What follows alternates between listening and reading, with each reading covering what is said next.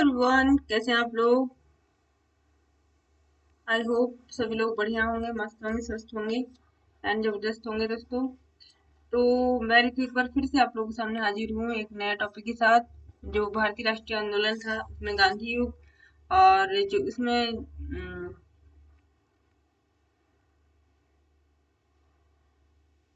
Montagu Chelmsford जो सुधार थे, मॉन्टेग्यू चैम्सफोर्ड जो सुधार अधिनियम थे उसको लेके आए हैं दोस्तों। तो हम लोग इसको स्टार्ट करेंगे, फटाफट से चलिए स्टार्ट करते हैं। और इसमें देखेंगे कि जो मॉन्टेग्यू चैम्सफोर्ड सुधार अधिनियम है उसमें क्या क्या सुधार हुए और क्या क्या मतलब उसमें चीजें दी गई हैं इसमें, ठीक है, क्योंकि आपके एग्जाम के पॉइंट ऑफ व्यू से बहुत ज्यादा इम्पोर्टेंट हो जाते हैं कि जो गवर्नमेंट ऑफ इंडिया एक्ट था 1919 उसके तहत कौन कौन से सुधार किए गए थे आपके किसमें, भारत में, ठीक है, ब्रिटिशर्स द्वारा क्या क्या सुधार किए गए थे, कौन सी प्रणाली आई थी। 1909 का तो हमने देख लिया था दोस्तों। 1909 में जो था वो, एक मिनट, 1909 में हमने देख लिया था कि 1909 में जो निर्वाचन प्रणाली, ये जो सांप्रदायिक निर्वाचन अलग से पृथक निर्वाचन प्रणाली को दे दिया था अंग्रेजों ने, ठीक है। तो 1909 में वो हुआ था मॉर्लेट मिंटो एक्ट में। और ये था आपके, ये है आपका मॉन्टेगू चेम्सफोर्ड सुधार, जो रिफॉर्म्स था मॉन्टेगू चेम्सफोर्ड रिफॉर्म, है ना। मॉन्टेग्यू चेम्सफोर्ड सुधार या इसको मॉन्टफोर्ड सुधार अधिनियम के रूप में भी जाना जाता है। ब्रिटिश सरकार द्वारा धीरे धीरे भारत को स्वराज संस्थान का दर्जा देने के लिए यह सुधार क्या किया गया था, पेश किया गया था जो भारतीयों के लिए, ठीक है। सुधारों का नाम प्रथम विश्व युद्ध के दौरान भारत के राज्य सचिव जो इनका पूरा नाम, मॉन्टेग्यू का पूरा नाम था एडविन सेमुअल, ठीक है, एडविन सेमुअल मैन्टेग्यू था, है ना। 1916 और 1921 के बीच में जो भारत के वायसराय रहे थे, इसको भी ध्यान में रखेंगे। जो मॉन्टेग्यू थे 1916 से 21 तक भारत के वायसराय रहे थे। और जो लॉर्ड चेम्सफोर्ड के नाम पर और जो ये तो वायसराय थे और ये सचिव थे, ठीक है। जो चेम्सफोर्ड थे वो क्या थे, सचिव थे। तो इन दोनों के नाम पे क्या पड़ा, भारत सरकार अधिनियम जो है वो मॉन्टेग्यू चेम्सफोर्ड सुधार अधिनियम के नाम से जाना जाता है, ठीक है। और इसको इसको हम लोग भारत सरकार अधिनियम के नाम नाम से भी जानते हैं। जो भारत, अगर कोई एग्जाम में आपको पूछ लिया जाए कि भारत सरकार अधिनियम के तहत जो जो भारत सरकार अधिनियम वो किस सन में शुरू हुआ, इसकी स्थापना हुई, तो 1919 रहेगा आपका आंसर। और जो भारत सरकार अधिनियम है उसको उसको ही क्या मॉन्टेग्यू चेम्सफोर्ड सुधार अधिनियम कहा जाता है, ठीक है दोस्तों। इसको आप लोग ध्यान में रखेंगे। और इस अधिनियम के तहत क्या क्या सुधार किए गए, और इसमें देखते हैं कि इसके जो इस अधिनियम के तहत है केंद्रों और प्रांतों के बीच शक्तियों का दायित्व को स्पष्ट रूप से बांट दिया गया। प्रतिरक्षा, विदेशी मामले, रेलवे और जो रेलवे थी, मुद्रा और वाणिज्य संचार, अखिल भारतीय सेवाएं केंद्र सरकार को सौंप दिया गया। क्या क्या केंद्र सरकार को सौंपा गया, जो डिफेंस था आपका, फॉरेन फॉरेन मामले, रेलवे, मुद्रा यानी कि जो करेंसी थी, है ना, और वाणिज्य संचार और अखिल सरकार की जो अखिल भारतीय सरकार की जितनी भी सेवाएं थी वो केंद्र सरकार को दी गई। और प्रांतीय विषयों को दो श्रेणियों में बांट दिया गया, ठीक है। प्रांतीय श्रेणी, जो प्रांत के विषय से उसको दो श्रेणियों में बांट दिया गया, ठीक है। दो श्रेणियों में बांट के पहला और एक दूसरा बनाया गया, ठीक है। पहला रक्षित था, दूसरा हस्तांतरित था। पहला क्या था, रक्षित था दोस्तों, और दूसरा हस्तांतरित था। भू राजस्व, न्याय, पुलिस, जेल इत्यादि इत्यादि को रक्षित श्रेणी में रखा गया, ठीक है, रक्षित श्रेणी में रखा गया। और कृषि, उद्योग, शिक्षा, स्वास्थ्य आदि को क्या स्थानांतरित क्षेत्र श्रेणी में रखा गया। तो इसको भी आप लोग ध्यान में देंगे कि जो है केंद्र को रक्षा, डिफेंस, विदेशी मामले, रेलवे, मुद्रा, वाणिज्य, संचार, है ना, ये सारी चीजें जो है केंद्र सरकार को दी गई। जबकि राज्य सरकार को जो प्रांतीय सरकार को दो दो हिस्सों में बांट दिया गया, दो हिस्सों में बांट दिया गया। और पहला था रक्षित और दूसरा था हस्तांतरित, है ना। भूमि, जो भू राजस्व था, न्याय, पुलिस, जेल इत्यादि को रक्षित श्रेणी में रखा गया। और कृषि, उद्योग, शिक्षा, स्वास्थ्य को स्थानांतरित श्रेणी में रखा गया दोस्तों। इसको आप लोग ध्यान में रखेंगे। और रक्षित श्रेणी के कारण प्रांतों में दोहरे शासन की व्यवस्था की आरंभ हुई।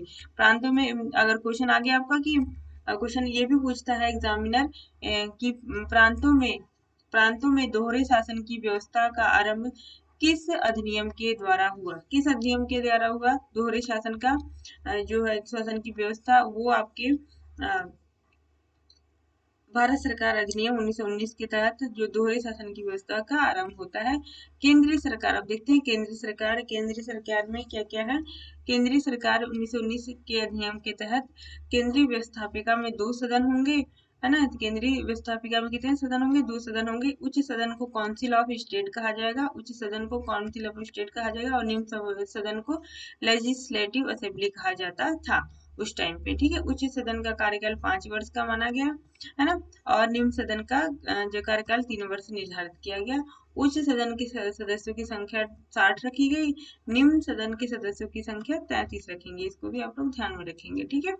और 27 सदस्य वो गवर्नर जनरल द्वारा मनोनीत किए जाते थे उस टाइम पे, है ना। केंद्र सरकार की ये व्यवस्था थी।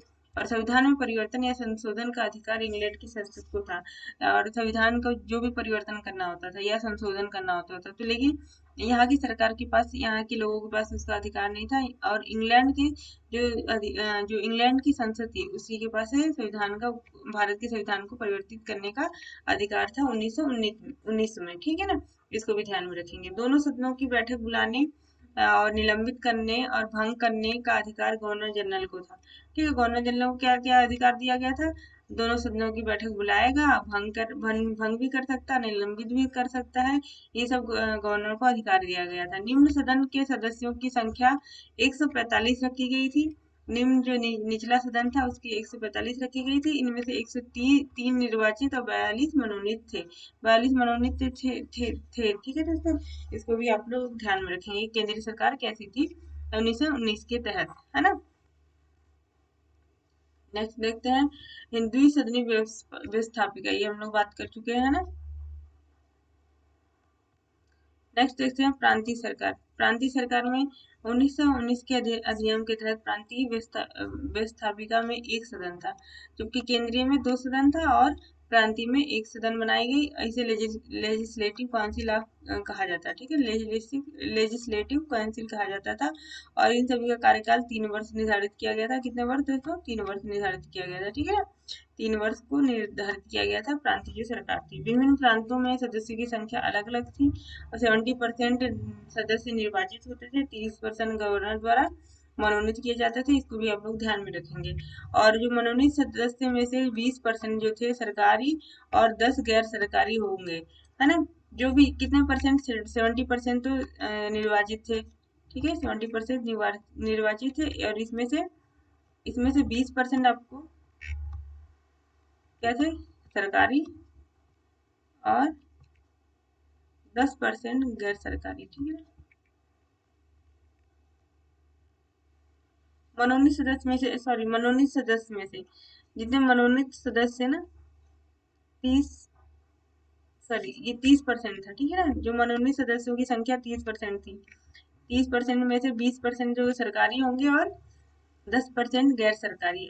इनको कौन चुनता था? ये गवर्नर द्वारा मनोनीत किए जाते थे, है ना। प्रांतीय विषयों को रक्षित और हस्तांतरित 2 भागों में बांटा गया था। रक्षित और हस्तांतरित 2 भागों में बांट दिया गया था, ठीक है। रक्षित और एक हस्तांतरित प्रांतीय जो विषय थे, ठीक है ना। और जो रक्षित विषय था उन पर नियंत्रण गवर्नर जनरल और उसके काउंसिल को था, और हस्तांतरित विषयों पर नियंत्रण केवल मंत्रियों को होता था। जो मंत्री थे उस टाइम के, है ना, जो मंत्री थे उस टाइम के, उसको क्या नियंत्रण था कि जो हस्तांतरित विषय थे, हमने यहाँ पर देखा कि हस्तांतरित जो विषय हैं कौन कौन थे? कृषि,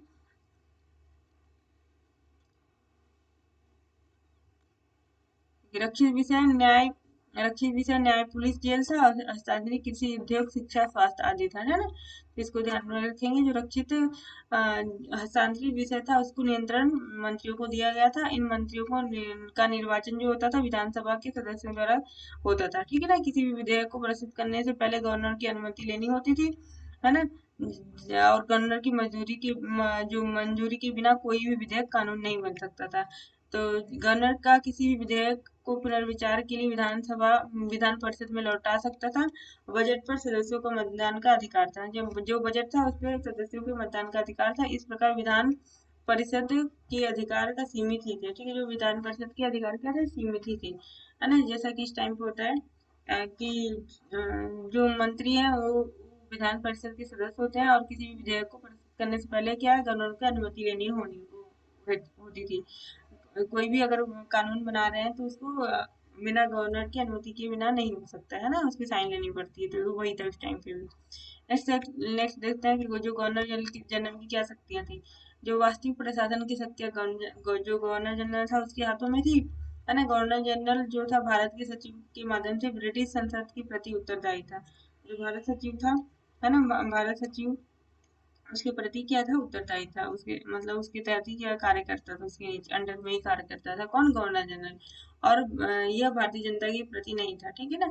गवर्नर जनरल जो है वो कार्यकारी परिषद की कुछ परिवर्तन किए गए थे, और प्रशासनिक की हर शाखा में भारतीयों को शामिल करने का जो है वो बात कही गई थी इसमें, ठीक है। और इसमें गवर्नर जनरल की कार्यकारिणी में 6 सदस्यों में से तीन भारतीय थे, 3 अदर थे, है ना। इसको भी आप लोग ध्यान में रखेंगे। लेकिन जो भारतीय के सदस्यों को प्रशासन में कम भाग प्रशासन में जो था कानून, शिक्षा, स्वास्थ्य, उद्योग आदि दिए गए थे ना, जो कि कम महत्वपूर्ण थे। तो इससे भी भारतीय क्या थे, नाराज थे। भारत के सदस्य जो थे गवर्नर जनरल के प्रति उत्तरदायी थे। जो गवर्नर जनरल था उसके प्रति उत्तरदायी थे, किसके, जो भारत के जो सदस्य थे, तीन ही सदस्य थे, और ये भी गवर्नर जनरल के प्रति उत्तरदायी थे, है ना। भारत और गवर्नर जनरल भारत सचिव के माध्यम से ब्रिटिश संसद के प्रति उत्तरदायी था। जो गवर्नर जनरल था वो किसके प्रति उत्तरदायी था, वो भारत जो वायसराय था उसके प्रति उत्तरदायी था, ठीक है ना। जो भारत सचिव था, ठीक है ना, वायसराय जिसको कहा जाता था, भारत सचिव, उसके प्रति उत्तरदायी था, उसके माध्यम से ही ब्रिटिश संसद के प्रति उत्तरदायी था, ठीक है ना। इसको भी आप लोग ध्यान में रखें। केंद्र में 2 सदन वाली विधानसभा थी। निचले सदन में 145 सदस्य में से 30 सदस्यों का चुनाव जो है पृथक निर्वाचक मुसलमान निर्वाचक मंडल द्वारा चुना जाता था, है ना। जो 30 सदस्यों का चुनाव होता है पृथक निर्वाचन मंडल द्वारा होता था, जो कि केवल मुसलमान थे, है ना। सिखों को सांप्रदायिक राजनीति के अंतर्गत विशेष अधिकार प्रदान किए गए थे इसमें, और सिखों को भी पृथक निर्वाचन मंडल के आधार पर शामिल किया गया था। तो इस तरह से इसमें भी जो है सांप्रदायिक राजनीति जो है देखने को मिलती है, ठीक है। इसके बाद मताधिकार संपत्ति विषयक योग्यता पर आधारित थी। जो मताधिकार था वो संपत्ति विषयक योग्यता पर आधारित थी। सरकार को टैक्स के रूप में एक निश्चित रकम अदा करने वाले को ही मताधिकार प्राप्त था। मतलब जो सरकार को टैक्स देता था उसी को भी क्या कहते हैं, मताधिकार प्राप्त था। आज के टाइम पे जैसा नहीं कि जो है सभी को मत का अधिकार है, उस टाइम पे ऐसा नहीं होता था, है ना। कब, 1919 की बात हो रही है। और सन 1920 में भारत की कुल जनसंख्या कितनी थी, 14 करोड़ 70 लाख थी, 14 करोड़ 70 लाख थी, जिसमें केवल 53 लाख लोग ही क्या करते थे, 53 लाख लोग ही क्या अर्थात 5% वयस्क लोगों को ही मताधिकार प्राप्त था, ठीक है ना। 53 लाख लोगों को अर्थात यानी कि 5% लोगों को वयस्क मताधिकार दिया गया था। और महिलाओं को सबसे मेन बात है कि महिलाओं को मताधिकार नहीं दिया गया था, ठीक है ना। मत का अधिकार नहीं दिया गया था महिलाओं को। 1919 तक महिलाओं को अधिकार नहीं दिया गया था, किसका, मत का। और न ही उन्हें चुनाव में खड़े होने का कोई अधिकार था। और 1918 में ब्रिटेन में महिलाओं को मताधिकार प्रदान किया। सबसे पहली बार देखो 1918 में ब्रिटेन में महिलाओं को मताधिकार प्रदान किया गया था, जबकि 1919 में यहाँ पर कोई अधिकार नहीं दिया गया था, ठीक। तो दोस्तों ये था मॉन्टेग्यू चेमस्फोर्ड रिपोर्ट और उसके अधिनियम, उसके सुधार। आशा करती हूँ आप लोगों को पसंद आई हो। तो वीडियो पसंद आई तो दोस्तों लाइक शेयर एंड सब्सक्राइब जरूर करें, ठीक है। मिलते हैं नेक्स्ट वीडियो में, तब तक के लिए गुड बाय।